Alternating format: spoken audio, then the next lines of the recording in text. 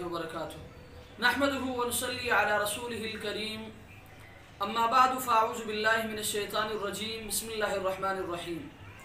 अल्हम्दुलिल्लाह, आज किस्त नंबर 270 में आपके मसाइल और उनके हल के साथ एक मरतबा फिर आपके सामने हाज़िरी हुई है। मसला नंबर 1, चित्राल से एक साथी ने सवाल किया है, नाम ज़ाहिर न करने का उन्होंने कहा है।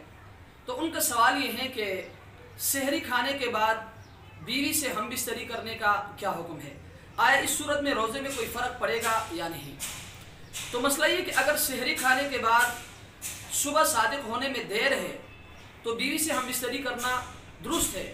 अलबत्ता सुबह सादिक होने से पहले हम बिस्तरी से फारिग होना ज़रूरी है, वरना सुबह सादिक होने के बाद हम बिस्तरी में मशगूल होने की सूरत में क़ज़ा और कफ़ारा दोनों लाजिम होंगे।